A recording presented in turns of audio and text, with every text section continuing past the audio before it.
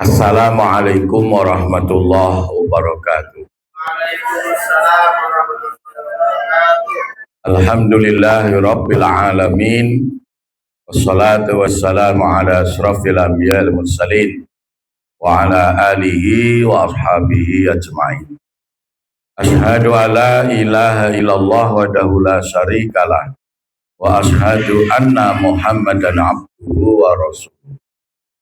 Ya ayyuhalladzina amanu taqullaha haqqa tuqatih wa la tamutunna illa wa antum muslimun.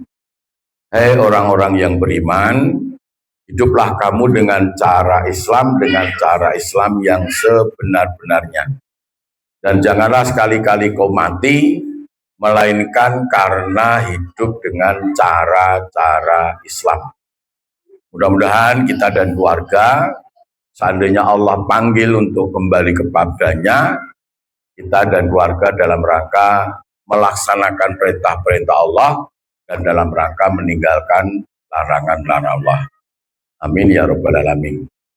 Rasulullah Muhammad SAW pernah bersabda, Innallaha la yanzuru ila suwarikum wa amwalikum walakin yanzuru ila qulubikum wa amalikum. Sesungguhnya Allah tidak melihat bentuk tubuh manusia dan Allah tidak melihat harta kekayaan manusia, karena kedua-duanya adalah pemberian Allah Ta'ala. Sehingga Bapak Ibu yang kami hormati, bentuk tubuh kita yang berbeda, harta kekayaan kita yang berbeda itu tidak menjadi ukuran bagi Allah, karena kedua-duanya adalah pemberian Allah, termasuk kekayaan kita. Kalau Allah menghendaki kita jadi orang kaya, jangan sok mengatakan karena usaha saya, karena jerih payah saya, bukan. Tetapi karena Allah yang memberi fasilitas kita untuk bisa jadi orang kaya karena bisa bekerja. Satu contoh diantaranya Allah kasih mata bisa melihat, Allah kasih telinga bisa mendengar, Allah kasih mulut bisa berkomunikasi, Allah kasih akal bisa berpikir, Allah kasih tangan bisa memegang, Allah kasih pantat bisa istirahat, dan Allah kasih kaki bisa berjalan kemana-mana. Tetapi yang dilihat oleh Allah adalah hati dan perbuatan-perbuatan manusia. Karena Allah telah memberikan sebagian kecil dari sifat irodahnya, yaitu berkehendak, kepada manusia. Sehingga manusia punya sedikit kuasa untuk menentukan perilaku dalam hidupnya. Mau jadi orang iman bisa, mau jadi orang kafir ya bisa, mau jadi orang baik ya bisa, mau jadi orang jelek ya bisa, jujur ya bisa, mau bohong terus ya bisa, sholat ya bisa, sampai mati tidak sholat juga bisa, ke masjid terus bisa, sampai mati nggak pernah ke masjid juga bisa, lomo nggih saged, cetil nggih saged, diundang teko ya iso, ora teko ya iso, diceramai ngrungokke ya iso, dolanan HP nganti rampung ya iso. Karena punya sedikit kuasa. Tapi kuasanya manusia tak sebanding dengan kuasanya Allah. Manusia inginnya senang, ternyata juga mengalami susah. Manusia inginnya untung terus, ternyata juga mengalami rugi. Manusia inginnya menang terus, ternyata juga mengalami kalah. Manusia inginnya nggak mau sakit, ternyata juga mengalami sakit. Sampai manusia nggak mau mati, tapi bisa jadi mati duluan daripada yang lain. Bapak Ibu yang kami hormati, insya Allah kita dan keluarga senantiasa dalam lindungan Allah Subhanahu wa Ta'ala. Pertama dan utama, di bumi perkemahan Alamin Tambak ini kita bersyukur karena banyak nikmat yang telah kita terima dan Allah berikan kepada kita dan keluarga. Maka bersyukur kita bersama-sama dengan lafal hamdalah. Alhamdulillahirabbil alamin. Mudah-mudahan dengan kegiatan tadabbur alam ini kita tidak lupa untuk senantiasa mengingat kepada Allah, dan mudah-mudahan dengan taklim yang sebentar ini senantiasa sebagai fasilitas sarana kita agar kita semakin beriman dan bertakwa kepada Allah Subhanahu wa Ta'ala. Salawat dan salam senantiasa kita curahkan pada junjungan kita baginda Rasulullah Muhammad sallallahu alaihi wasallam. dan kita senantiasa memohon kepada Allah agar kita dan keluarga dimudahkan, dibimbing untuk bisa meneladani beliau, yaitu hidup dengan cara Islam hingga kita meninggal dunia. Amin ya robbal alamin. Tidak lupa kita mendoakan saudara kita yang sedang mendapatkan musibah, bencana di Aceh maupun Sumatera maupun tempat yang lain.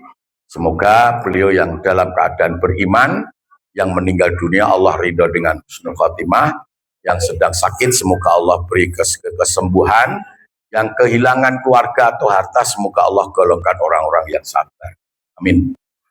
Baiklah, Bapak sekalian yang saya hormati, terima kasih atas perkenalannya Pak Khairul. Memang kami sedikit profil Pak Bu. Saya mulai ceramah itu ketika masih SMA kelas 3. Jadi SMA kelas 3 itu sudah mulai ceramah. Mati semua. Pada tahun 87. Jadi 87 saya PGA kelas 3. Mulai ceramah kebetulan di Kesatuan 413. Sampai sekian puluh tahun ketika pasukan mau tugas ke Timur dan sebagainya, mendengarin ceramah saya dan sebagainya. Sekarang sampai sekarang ini. Nah yang kedua terkait dengan kondisi saya, emang sejak kecil anaknya orang nggak punya, jadi kerja keras yang sangat luar biasa kami alami sejak SD sampai kuliah, dan itu biaya sendiri karena memang anaknya orang nggak punya, dan orang tua dulu nggak gagas nanti saya harus sekolah ke tingkat SMA atau kuliah apalagi enggak, tapi karena dengan penuh perjuangan alhamdulillah bisa terlaksana sampai mendirikan pondok pesantren modern Al Amin Palur. Itu kami dirikan pada tahun 2000. Yang waktu itu, sebelum itu waktu kuliah, saya sudah menerima atau punya anak asuh yang terakhir pada nomor yang ke-26. Sampai kami kuliahkan, sampai kami nikahkan. Sama belum nikah sudah punya putu. Belum nikah tapi sudah punya putu, karena anak-anak angkat sudah kami nikahkan dan sebagainya. Dan kami nikah pada tahun 2000. Alhamdulillah istri saya itu punya anak hamil dulu. Istri saya itu melahirkan tapi hamil dulu. Karena kalau nggak hamil dulu melahirkan apa gitu.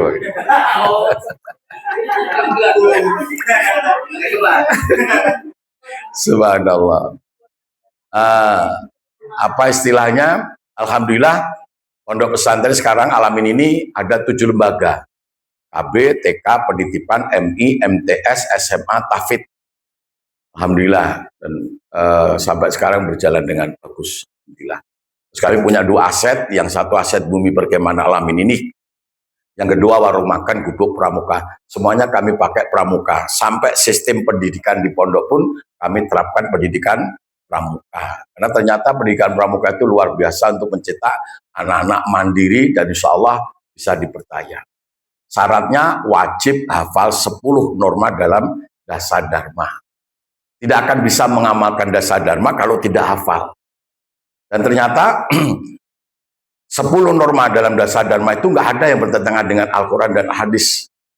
Waktu saya PGA, kami cari tuh dalilnya di Al-Quran dan hadis, dan ada semuanya, subhanallah. Maka kami semangat bersama dengan pramuka. Ya. Termasuk dasar negara kita Pancasila ini, 5 sila ini ternyata juga nggak ada yang bertentangan dengan Al-Quran dan Al-Hadis. Mengapa demikian? Karena dirumuskan oleh orang-orang Islam yang sudah beriman. Bukan hanya orang Islam Pak, tapi orang-orang Islam yang sudah beriman. Karena terjadi rumus, orang Islam belum tentu bisa jadi orang iman, tetapi orang iman pasti orang Islam. Itu jadi rumusnya begitu. Nah, 5 sila ini yang merumuskan siapa? 9 orang.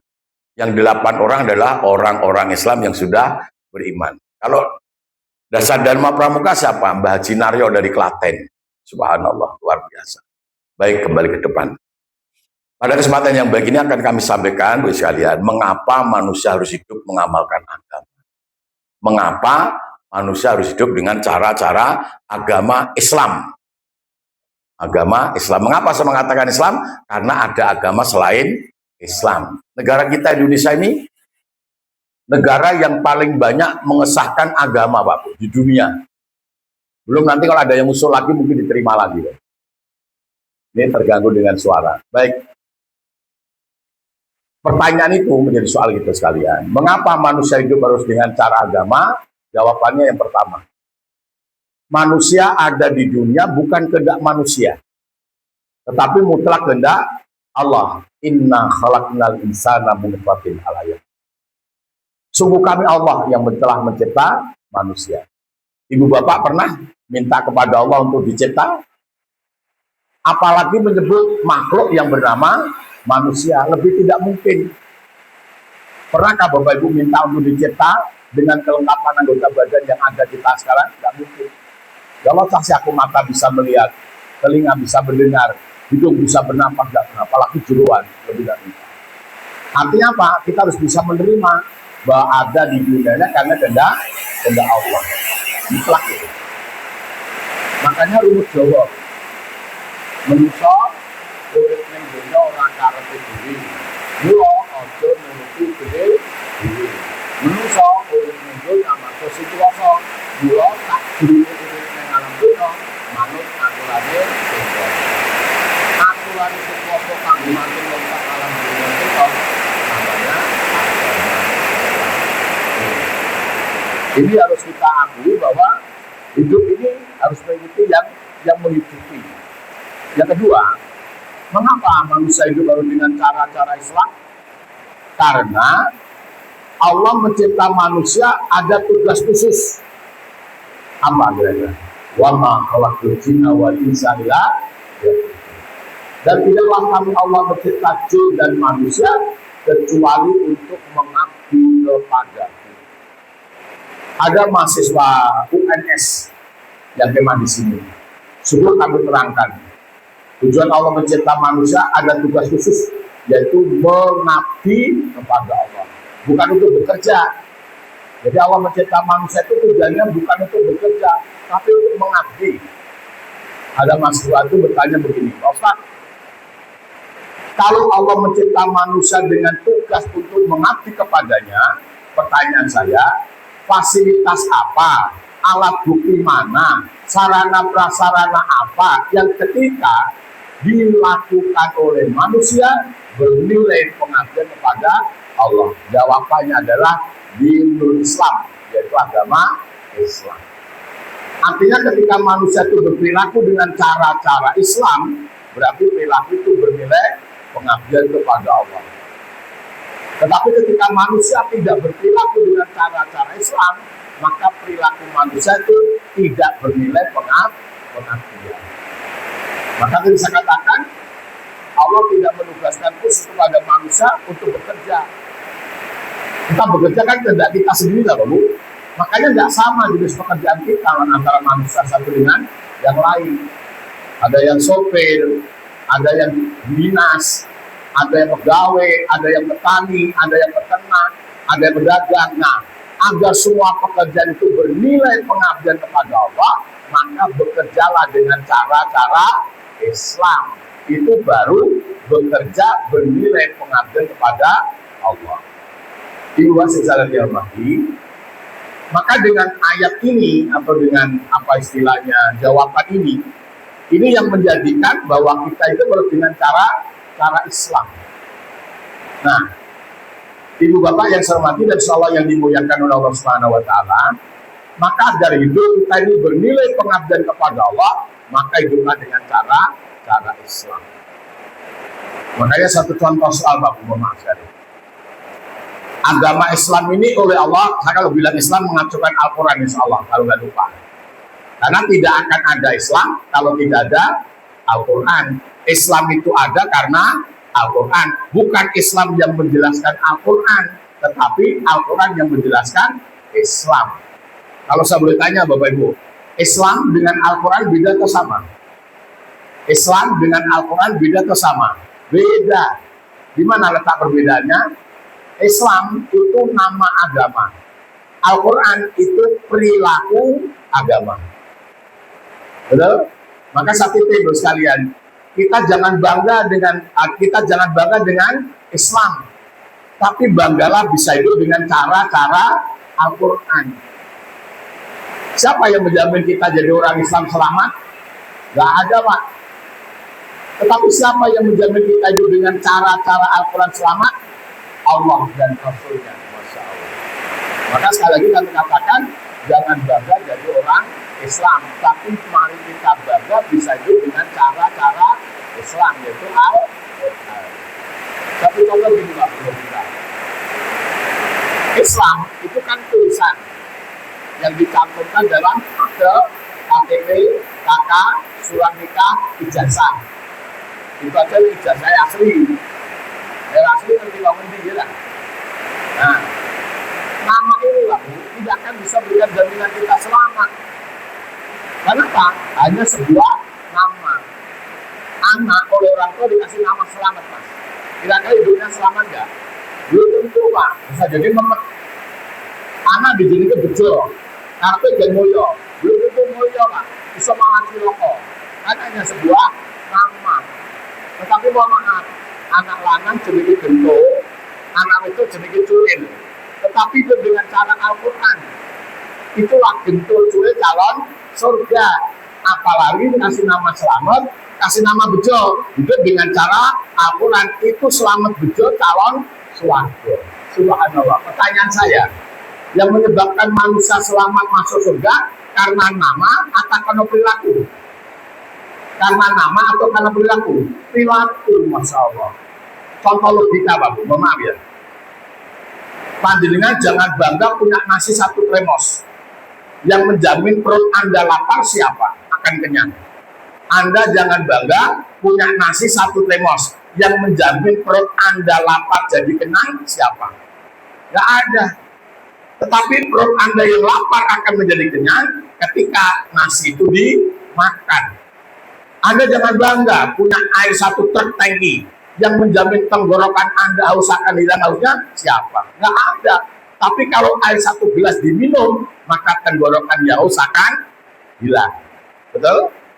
Contoh logika kedua ini. Neng jeruk gelas cup ini, Pak. Enten banyu teh. Nek ditulis neng jogo gelas cup, wedang teh. Betul? Neng jeruk gelas cup enek banyu teh. Nek ditulis neng jogo gelas wedang teh. Pertanyaan saya, sing marai gulung ngelak mari ngombe banyu teh apa ngombe tulisan wedang teh? Sing marai tenggorokan hausnya hilang karena minum air teh atau minum tulisan wedang teh? Subhanallah. Maka kita harus berusaha bagaimana supaya tidak cuma bangga jadi orang Islam, tetapi bisa hidup dengan cara Al-Quran. Kedua, sekalian, karena lomba dengan apa? Hujan. Maka agama ini oleh Allah diberikan pada siapa? Al-Quran maksudnya. Al-Quran ini oleh Allah tidak diberikan pada binatang, tidak diberikan pada tumbuh-tumbuhan, tidak diberikan pada bumi langit, tidak diberikan pada angin dan air, tetapi khusus diberikan kepada manusia. Jelas ayatnya. Jelas ayatnya. Syahrul Ramadan alladzi unzila fil Qur'an hudan linnas al-ayat. Jadi Al-Quran ini resmi Allah turunkan kepada manusia. Untuk apa? Untuk dijadikan tata cara hidup selama di dunia. Makanya tadi saya bilang, menungso urip ning donya ora karepe dhewe. Mula aja sok nuruti dhewe. Menungso urip ning donya amarga sing kuwasa. Mula sakjroning urip ning alam donya manut aturane sing kuwasa. Aturane sing kuwasa kanggo ngatur wong sak alam donya sing dicetok namanya agama Islam. Resmi. Nah ini sekalian, pertanyaannya, mengapa semua manusia dikasih aturan yang sama, yang namanya Al-Quran, agar hidup manusia menjadi selamat? Pertanyaan saya, Bapak Ibu sekalian, pertanyaan saya, kalau Bapak Ibu nanti kapan-kapan mati, dengan kapan-kapan mati diri apa dipateni? Ojo turu, baru makan terus turu. Awake dhewe kapan-kapan mati dhewe napa dipateni? Ora iso mati dhewe, dipateni. Sebelum Allah mencipta manusia, Allah lebih duluan mencipta para petugasnya, namanya malaikat-malaikat Allah. Di antara satu malaikat Allah tugaskan khusus untuk mematikan manusia, namanya resmi malaikat Israel. Sampai kiamat tidak akan direshuffle, karena ketaatannya, ketundukannya, kepatuhannya atas perintah Allah. Maka dunia ini gak ada orang yang tidak mati, Bapak. Pasti. Maka Allah katakan kullu nafsin dha'iqatul maut. Siapa yang Allah tempatkan sebuah nyawa, maka ia akan mengalami kematian, karena nyawa itu diambil kembali oleh Allah. Contoh, Pak Bu, jabatan tertinggi di negara kita apa? Presiden. Sudahkah ada presiden yang Allah matikan? Sudah 4 ya, Bu. Bung Karno, Bung Harto, Mbah Gus Dur, Mbah Habibie. Lah karena sing dulu toh, termasuk Jokowi. Iya lah. Presidennya dipateni lho, Pak. Apa nek guru RT RW? Presidennya dipateni, apalagi cuma kepala sekolah. Presidennya dipateni, apalagi cuma wali kelas. Betul enggak? Para nabi, para rasul pun Allah telah matikan juga. Nabi Rasul pun Allah matikan, apalagi cuma ustadz, mubalek, kiai, habaib, semuanya akan Allah matikan.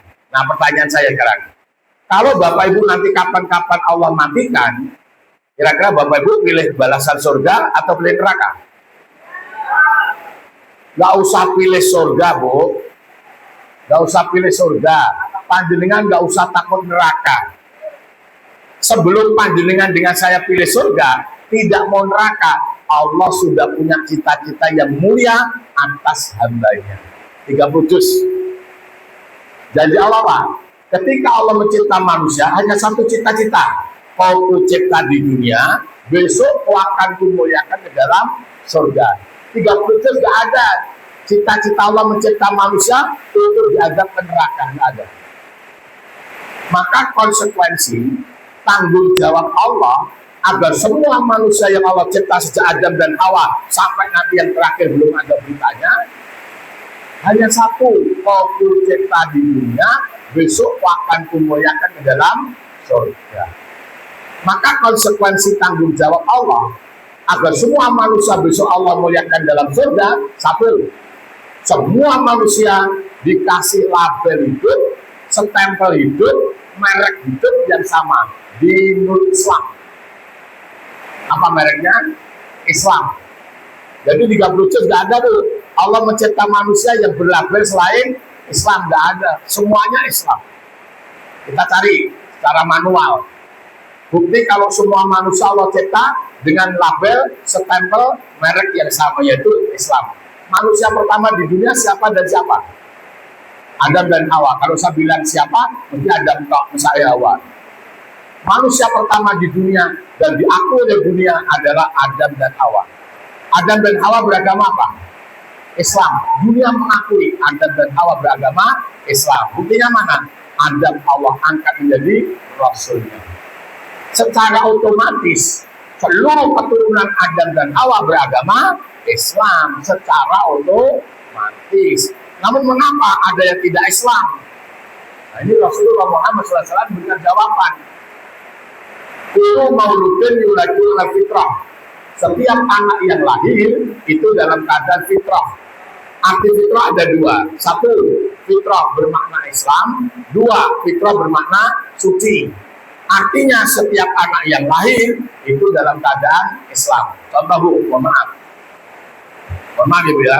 Kalau Mas Khairul ya, Khairul punya istri seandainya, mudah-mudahan segera, amin. Punya istri, anak istrinya melahirkan. Lalu Pak Khairul kemana? Ke kantor desa. Laporan ke kantor desa. Assalamualaikum Pak Lurah. Waalaikumsalam. Ada apa Mas? Mau laporkan. Alhamdulillah istri saya melahirkan. Lalu apa kira-kira dilaporkan? Pak Lurah tahu akan melaporkan anaknya menjadi calon warga negara Indonesia. Nah, Pak Lurah nyarikan formulir calon warga negara Indonesia. Ditanya, Mas, ini anak jenengan kasih nama siapa? Hartono. Tanggal lahir 7 Juni. Jenis kelamin laki-laki. Nama bapaknya, nama ibunya, sampai alamat. Nah, muncul kolom agama. Betul nggak? Ini agama kasih nama, agama apa? Kalau Mas Khalil bilang itu, tulis Hindu. Kalau bilang Islam, tulis Islam. Pak Lurah kan cuma tulis. Pertanyaan saya, berarti agama anak yang menentukan anak sendiri atau orang tua? Agama anak yang menentukan anak sendiri atau orang tua? Orang tua. Betul. Makanya asalnya Rasul katakan wa abawahu awidanihi awunasiranihi awumasisanihi. Dari Islam besok menjadi orang Yahudi atau Nasrani atau Majusi itu tergantung yang tua. Gak mungkin anak bayi bilang sendiri. Kalau orang Islam tak baju.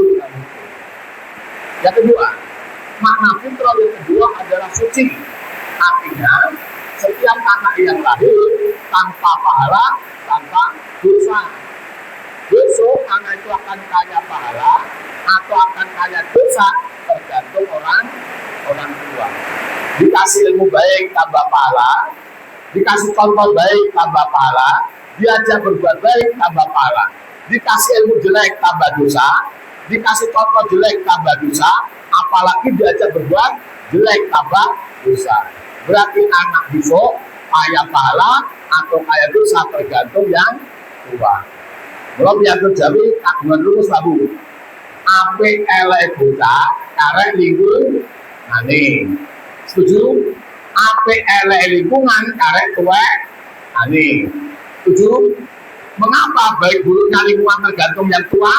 Karena yang hidup di lingkungan antara anak dengan orang tua duluan orang tua. Masya Allah.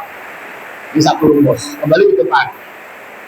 Yang kedua, konsekuensi tanggung jawab Allah agar semua manusia yang wajib Nabi masuk surga, semua manusia dikasih aturan hidup yang sama, hukum yang sama, ajaran yang sama, yaitu Al-Quran.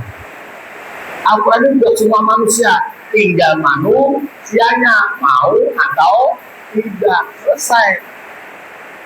Pertanyaan ketiga sekalian, kalau semua manusia hidup dengan cara Islam, artinya bermerek Islam, hidup dengan cara Al-Quran, yang menjamin hidupnya selamat sampai surga siapa? Bukan negara, bukan ormas, bukan takmir masjid, apalagi keluarga dan tetangga. Cukuplah Allah dan Rasulnya. Karena Islam bukan milik negara, Islam bukan milik ormas, Islam bukan milik takmir masjid, Islam bukan milik keluarga dan tetangga. Islam adalah milik Allah dan Rasulnya. Maka Allah Subhanahu wa taala berfirman, "Man ittaqa fa inama yahtadi nafsi, wa man qala fa inama yadilu 'alaiha wa la taziru wa ziratu wizra Allah, wa ma kunna mu'minina hatta nab'atha rasula." Man ittaqa fa inama yahtadi nafsi. Barang siapa, pokoknya manusia, barang siapa yang hidup sesuai dengan hidayah Allah, hukum syariat ajaran Allah, maka sesungguhnya ia selamat untuk dirinya sendiri. Sebaliknya, wa manggala fa'inam yadilu alaiya, dan barang siapa hidupnya tidak sesuai dengan hukum Allah, syariat Allah, maka sesungguhnya ia akan celaka juga untuk dirinya sendiri. Berarti memabuk. Al-Quran oleh Allah dijadikan alat pembeda atas hambanya. Betul. Hidup cara Quran selamat, tidak dengan cara Quran tidak selamat. Yang kedua, Rasulullah Muhammad SAW atas izin Allah juga memberikan jaminan kepada umatnya. Maka Rasulullah bersabda, "Taraktu amrayni ma in tamassaktu bihima lam tadillu abada, kitaballahi wa sunnatur rasul." Telah kutinggalkan kepadamu dua perkara. Apabila kamu berpegang teguh kepada keduanya, kamu tidak akan tersesat dunia sampai akhirat. Apa kedua itu? Yang pertama adalah Al-Quran, hukum syariat ajaran Allah. Yang kedua adalah Al-Hadis, ketetapan, ucapan, perilaku Kanjeng Nabi Muhammad SAW di dalam mengamalkan Al-Quran. Masya Allah. Berarti jaminan Allah kepada hambanya dengan jaminan Nabi Muhammad kepada umatnya sama. Allah menjamin hambanya selamat tidak celaka, Nabi Muhammad menjamin umatnya tidak celaka, berarti selamat. Subhanallah. Maka besok manusia itu akan dibedakan oleh Allah karena agama. manut agama, cara Islam lebih swarga, orang cara Islam ada neraka. Saya kasih contoh logika Bapak Ibu yang saya hormati. Sekolahan, adanya punya sekolah ya. Sekolah itu merubah status manusia menjadi murid atau santri. Itu kuasa mengatur loh Mas. Dengan membuat kata ketik. Perusahaan merubah status manusia menjadi karyawan. Itu kuasa mengatur dengan membuat peraturan perusahaan. Negara merubah status manusia menjadi rakyat. Itu kuasa mengatur dengan membuat undang-undang. Apalagi Allah lebih kuasa mengatur manusia karena Allah sang pencipta manusia, maka Allah cipta agama Islam. Betul? Untuk apa? Mengatur hambanya.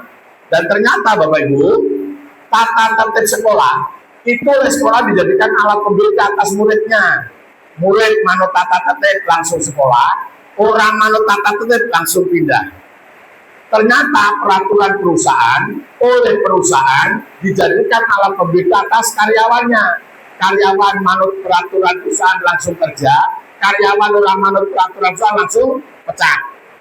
Begitu juga undang-undang negara oleh negara dijadikan alat pembeda atas rakyatnya. Rakyat manut undang-undang orang dikujoro, rakyat orang manut undang-undang dikujoro nek ora bolo. Kan 10 tahun undang-undang bolo-bolo nanti lah. Nek ora bolo sak jam kecekel Pak.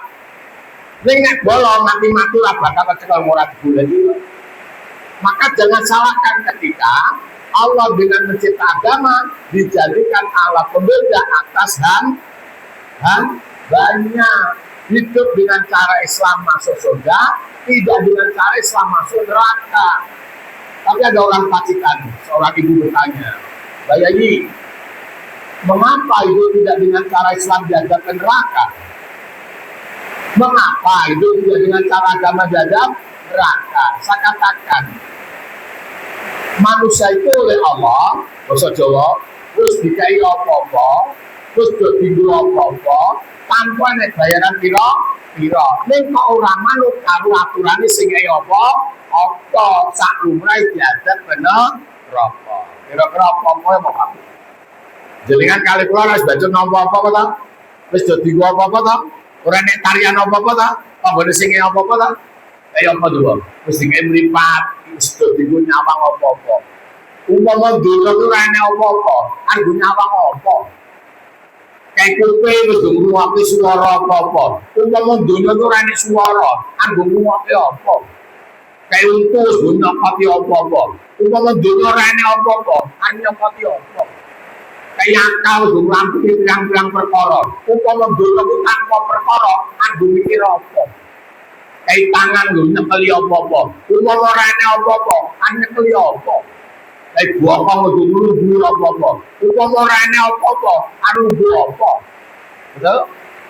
Betul? Dibandingkan dengan negara jauh aku. Masya Allah. Negara ini jenengan kali kue itu gratisan apa Pak Bu? Kalau negara umumnya apa-apa ngono. Gratisan KTP apa-apa tetap tuku dhewe. Kaos kaki, sandal, sepatu, kaos tuku jilbab, kacamata tuku dhewe. Ya lah, solar, bensin, odol, minyak tanah, oli sampai sampo tuku dhewe. Apa nek?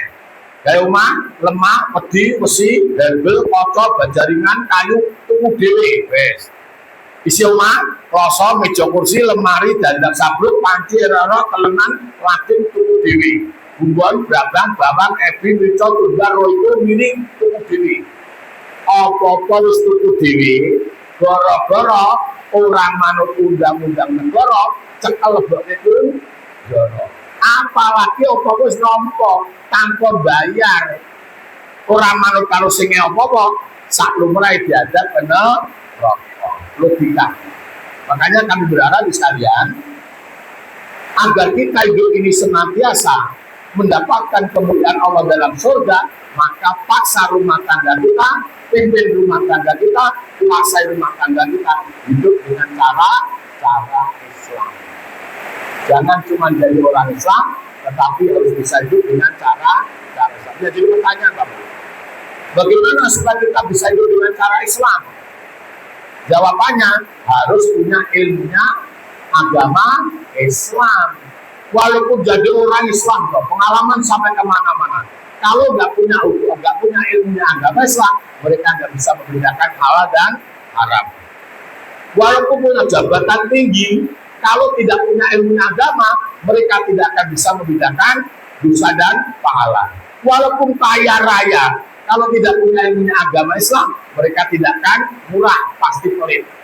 Karena yang mengajarkan murah, halal, haram, dosa, pahala adalah agama. Maka Rasulullah Muhammad SAW, beliau punya cita-cita jangan satu pun umatku masuk neraka, tetapi umatku semuanya harus masuk surga. Maka Rasulullah wajibkan kepada umatnya, baik laki-laki maupun perempuan, dengan kewajiban yang sama.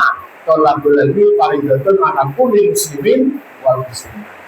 Umatku laki-laki, umatku perempuan wajib hukumnya punya ilmunya agama. Agar apa? Agar bisa hidup dengan cara-cara agama seperti yang dilakukan baginda Rasulullah Muhammad SAW. Sehingga maaf, besok kalau ada umatnya Nabi Muhammad tidak masuk surga atau masuk neraka, jangan sekali-kali salahkan Kanjeng Nabi Muhammad SAW. Salahkan dirimu sendiri. Subhanallah. Yang kedua, Bapak mantan presiden kita, Haji Profesor Dr. B.J. Habibie. Apa pesan beliau sebelum meninggal dunia? Beliau ketika masih muda, sukanya ilmu apa? Ilmu umum, Pak. Jauh dengan ilmu agama. Makanya setelah beliau meninggal dunia, mau meninggal dunia, pesannya apa? Setelah tua, beliau bersama orang-orang yang beriman dan mendalami Al-Quran, ngaji. Maka beliau sebelum meninggal dunia berpesan, seandainya dulu, dia bayangkan ketika masih muda, seandainya dulu saya disuruh memiliki ilmu Al-Quran dengan memiliki ilmu umum, saya akan memiliki ilmu Al-Quran. Mengapa beliau memiliki Al-Quran? Karena beliau tahu ilmu Al-Quran adalah ilmu perilaku hidup manusia yang menjadi kehendak Allah Sang Pencipta.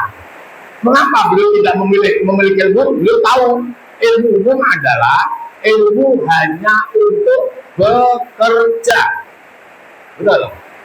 Maka sekarang ada sekolah yang jurusan bekerja, SMK, Sekolah Menengah Kejuruan Kerja. Nah, kalau menyekolahkan anak di SMK, Bapak Bu, tolong tanya dulu. SMK itu mengajarkan pendidikan agama Islam enggak? Kalau tidak mengajarkan pendidikan agama Islam, pindah ke SMK yang mengajarkan pendidikan agama Islam. Karena beda, Bu. Mohon maaf ya, Bu. 30 juz, Mas.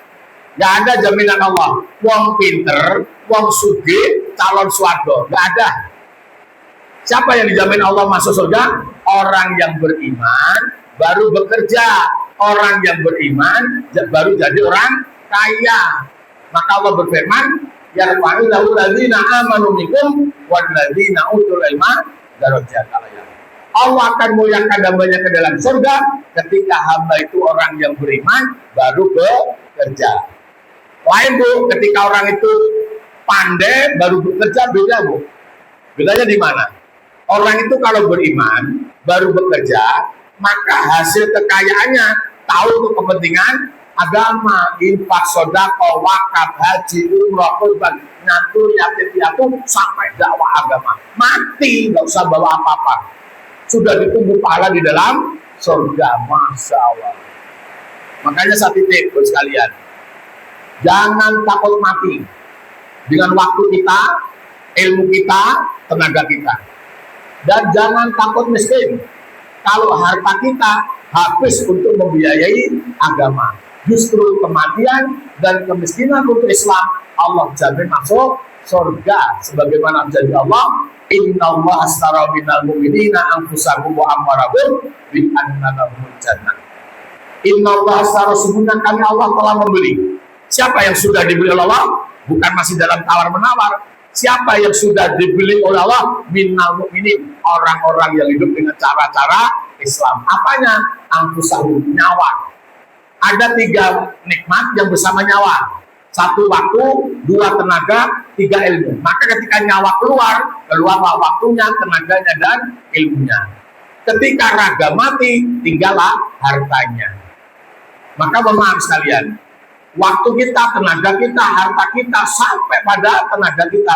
Jangan takut miskin, jangan takut mati ketika untuk kepentingan agama. Maka saya berharap sepulang dari sini, alhamdulillah mudah-mudahan sudah urusan agama ada waktu, urusan agama ada kekuatan, urusan agama ada ilmu, urusan agama ada harta. Subhanallah. Apa jaminannya? Kalau kita mati karena Islam, miskin karena Islam, bi'annalahu jannah, Allah akan buka dengan surga. Maka jangan heran ketika panjenengan punya teman, punya tetangga, punya saudara yang mereka luar biasa demi Islam. Urusan agama longgar waktunya, urusan agama kuat tenaganya, urusan agama difikir dengan ilmunya, urusan agama dikeluarkan hartanya, karena mereka yakin kematian dan kemiskinannya akan mendapatkan surga. Beda Bu, 30 juz Bu, Pak, nggak ada jaminan wong pinter, suge, calon swarga, nggak ada Bu, nggak ada. Kenapa? Ketika orang itu pandai, hasilnya apa? Kerja, dan kerja. Ketika orang bekerja terus, sore lalu nyambut gawe terus, kaya nggak? Pertanyaan saya, uang nyambut gawe kuwi golek ganjaran apa golek duit? Orang bekerja itu mencari pahala atau mencari uang? Orang mengamalkan agama mencari uang atau mencari pahala? Subhanallah. Maka orang kerja terus, kalau dapat uang sampai di mana uangnya? Hanya sampai dunia Bu, nggak sampai akhirat. Karena yang bicara dunia sampai akhirat adalah din, agama. Matematika, IPA, fisika, biologi, kesenian, olahraga, keterampilan, nggak ada yang bicara akhirat. Kalau ada guru matematika bicara akhirat, itu guru matematika nyuplik mata pelajaran agama. Betul. Makanya orang yang kerja, hartanya kaya, hanya sampai dunia. Untuk apa Bu? Munggah ke rumah, bangun, beli mobil, melebarkan sawah. Sisa uangnya masukkan bank. Mati, bawa apa? Nggak bawa apa-apa Bu. Terus tahu lo mati ngambil sertifikat, terus tahu lo mati gibal duit, terus tahu lo mati ngurusi pencairan uang ning bank, ora digagas pegawai ini, wong wira-wira naik neraka ini sing ngerti sapa dunya Allah. Betul? Subhanallah. Maka kami berharap waktu, tenaga, ilmu dan harta kita tidak lain adalah untuk kepentingan agama. Ibu sekalian yang saya hormati, maka dengan hal ini seperti ini Ibu sekalian. Pertanyaan saya karena waktu, mengapa semua manusia Allah matikan? Mengapa semua manusia Allah matikan? Untuk diberi balasan. Mengapa untuk mendapatkan balasan harus dimatikan? Karena tempat pembalasan hidup manusia tidak berada di alam dunia, tetapi berada di alam akhirat. Mengapa perilaku dunia balasannya besok di akhirat? Karena manusia dicipta oleh Allah dari dua alam. Satu, alam akhirat gaib berupa nyawa. Dua, alam dunia nyata berupa raga. Dikatakan manusia ketika masih bergabungnya yang gaib nyawa dengan yang nyata raga. Sekarang jam 3 kurang 14 menit. Jam 3 kurang 14 menit. Panjenengan dengan saya sekarang ini masih masuk grup wong, grup manusia. Tapi entah berapa puluh tahun lagi, ampun sesuatu, gua wajib kalau gowo ya lah. Entah berapa puluh tahun lagi, suka tidak suka, rela tidak rela, terpaksa tidak terpaksa, wajib pindah grup. Grup apa? Grup mayit, grup jenazah, almarhum, almarhumah. Betul nggak? Pindah grup. Pertanyaan saya sekarang, Bapak Ibu yakin nggak pada diri Bapak Ibu ada sebuah nyawa? Yakin? Pernah melihat? Pernah mendengar? Pernah memegang? Subhanallah. Wong iman mesti wong pinter. Ini wong pinter juru karuan iman. Masya Allah. Wong pinter itu percaya ini kita moto. Nek kita moto ora percaya. Nek wong iman orang kita moto percaya, apa meneh kita moto. Mula aja sama wong pinter Pak, diapusi kalau ada. Wong pinter itu dosa ganjaran ra percaya. Pala surga gak buat negara gak percaya. Dosa ganjaran ra percaya, surga neraka ora percaya. Adanya Allah aja tidak percaya. Mula wong pinter itu tukang ngapusi, betul gak? Betul gak?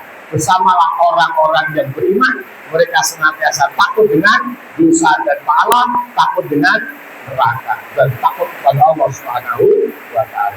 Maka kalau boleh kami simpulkan sekalian, wong iman nyawa wong iman, wong apik nyawa wong elek.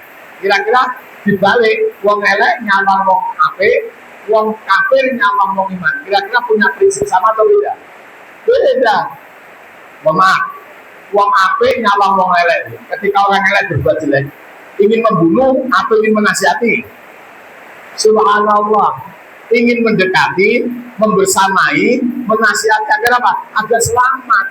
Tapi sebaliknya, wong elek ngerti wong apik, rumangsa ganggu, elek mau memperbaiki atau mengancam? Ancam, bunuh saja dia. Astagfirullah. Beda. Makanya juga hormati, tadi kita sebut antara nyawa yang gaib dengan raga yang nyata, yang mati yang mana? Nyawa yang gaib, raga yang nyata, yang mati yang mana? Raga. Maka raga manusia di dunia ketika meninggal dunia diatur dengan aturan yang sama. Al-Quran untuk manusia, maka ketika manusia mati diatur dengan Al-Quran dengan aturan yang sama. Contoh Bu, wong mati itu menurut Al-Quran ada berapa aturan? 4 ya, di mana-mana ya dunia ya, 4. Dimandikan, dikafani, disolatkan, dimakamkan. Pertanyaan pertama, ngopo wong mati kok didusi? Ngopo wong mati kok dimandikan? Ojo rasa dus dhewe. Panjenengan ini sowan Pak Kepala Sekolah, Bu Kepala Sekolah aja siram. Sowan Pak Lurah siram. Apalagi sowan kepada Allah yang Maha Suci, harus dalam keadaan suci, maka disucikan. Ora rasa dus dhewe. Ada mati adus dhewe sing layan malah minggat lho, bocah adus apa gitu. Dan itu. Kedua, Bu, maaf. Orang kalau mati oleh Al-Quran diatur yang kedua, di apa? Dikafani. Kain kafan adalah kain yang paling murah dan mudah membusuk. Memang bertujuan untuk menghantarkan yang dibungkus segera membusuk kembali kepada asalnya. Ngopo ora disepatoni, ngopo ora dikatok dawani, ngopo ora jajasan kumpulan kacamata irengan.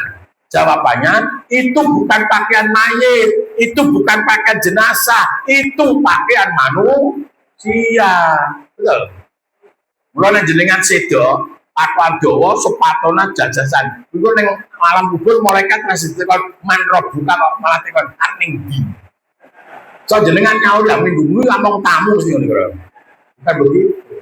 Yang ketiga, manusia kalau meninggal dunia oleh Al-Quran diatur sama apa? Disolatkan. Ngopo disolatke? Oh, rasa solat dhewe ngono. Solat itu bermakna doa. Maka ketika orang itu meninggal dunia, disolatkan berarti didoakan agar diampuni semua salah dosanya, agar dijauhkan dari kubur neraka, didoakan agar semua kebaikannya diterima dan agar Allah muliakan dalam surga. Sing keempat, semua manusia ketika meninggal dunia oleh Al-Quran dengan aturan yang sama, dimakamkan, dikubur, ngopo ora dibakar, ngopo ora dilarung, karena jasad manusia tidak berasal dari api, tidak berasal dari air, tetapi jasad manusia berasal dari saripati tanah yang diminum namanya air. Sing panganan kependem garut ganyong wibilin kuwertel tunggul katen tungguang kentang sing gembadul talok ceplok gedang putri rambutan aplokat duren tekone nah ates tekone udril godong-godongan dong gembrot dong sebuan lung mikir bayam dong so dong pring dong selatri dong salam dong jeruk dong sawi daging mentok koyo wedhus asu pitik kucing babi keong sawah ono sawah entek pangan cacah mula nek mati baleke no lemah.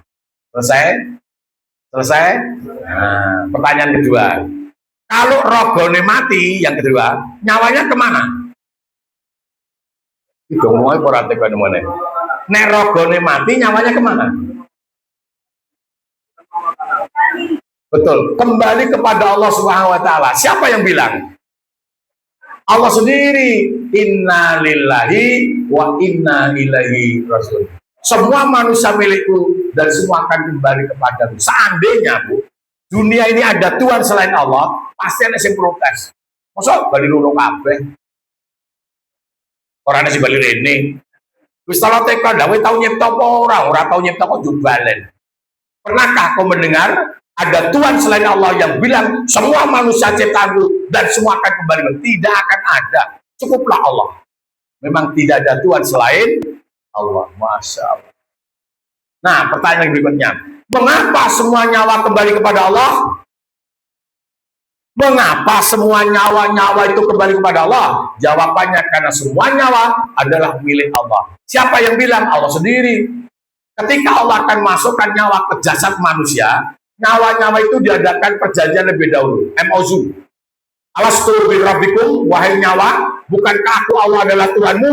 Maka semua nyawa berikan jawaban yang sama.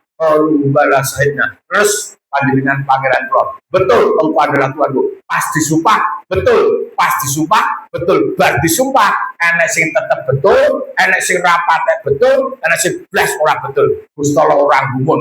Kowe betul yo tak pateni, ora patek betul yo tak pateni, blas ora betul yo tak pateni. Mula wong dunya ora enek sing ora mati.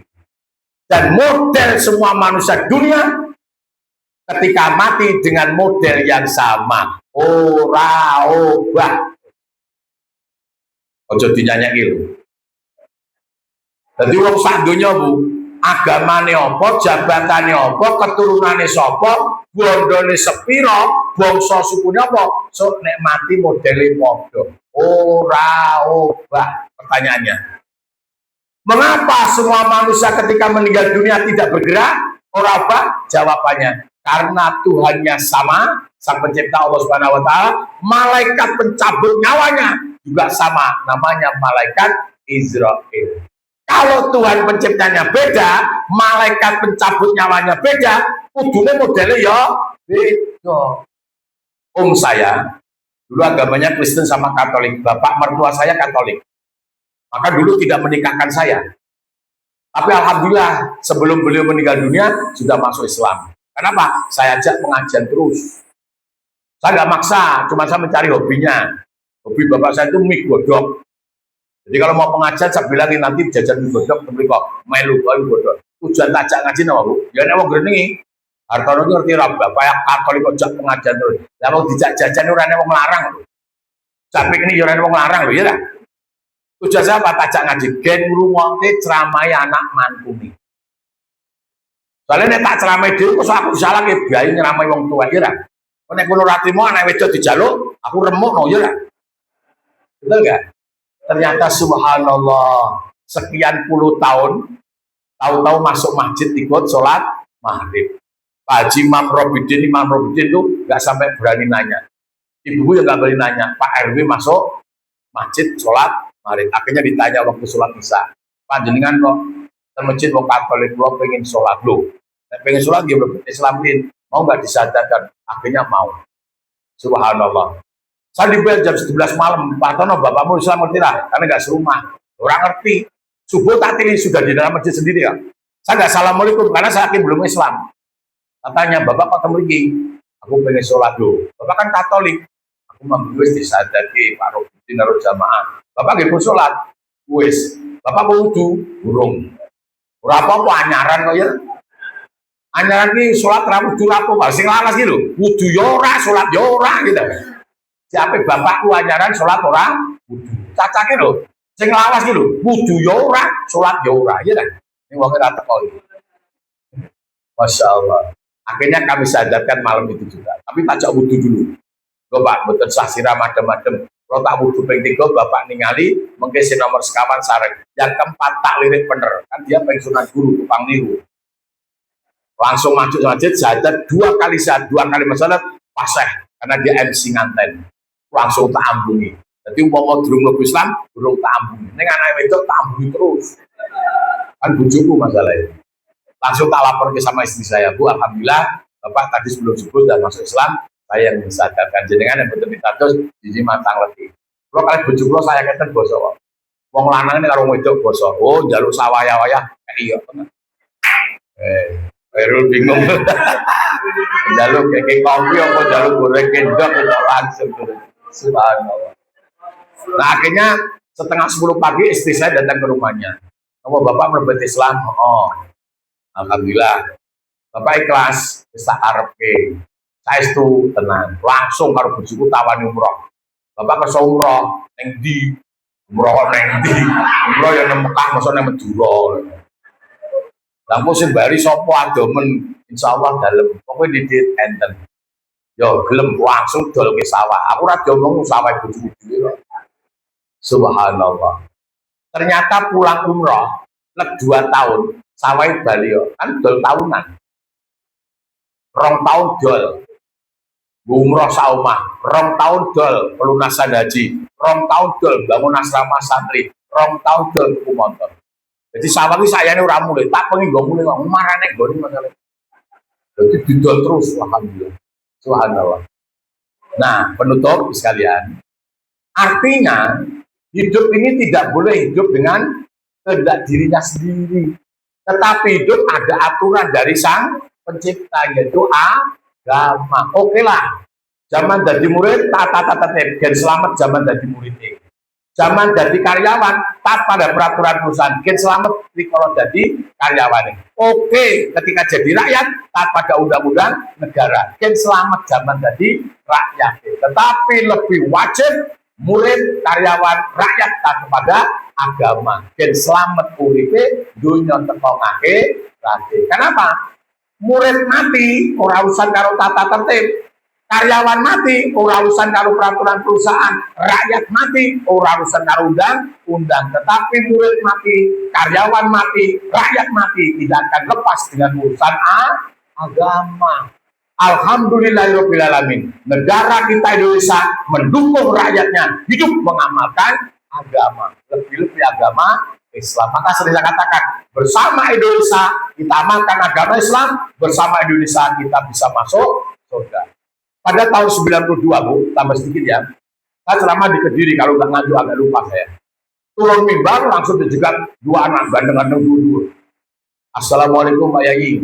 Waalaikumsalam warahmatullahi. Mohon izin Pak Yai, mau nanya. Saya udah batin kata-kata mohon izin, luputnya tentara, polisi. Nah, cangare mungkin mohon izin, langsung babat dengan orang. Nanya Pak Mas, Pak Yai setuju nggak Indonesia ini dikatakan negara agama? Salam saudara, saya tidak akan pernah setuju. Mengapa Pak Yai nggak setuju Indonesia dikatakan negara agama? Kan semua rakyatnya wajib beragama, betul. Negara kita mewajibkan rakyatnya wajib beragama. Tetapi Indonesia bukan negara agama dan bukan negara dari salah satu agama yang ada. Namun Indonesia adalah negara yang melayani rakyatnya hidup mengamalkan agama, apapun agama rakyatnya. Langsung ambil dompet. Tak kira ngedit. Ternyata kok duduknya kartu anggota. Mohon izin Pak Yai, kami anggota Polsek. Berarti intel lah lho. Masya Allah. Akhirnya apa? Jempol.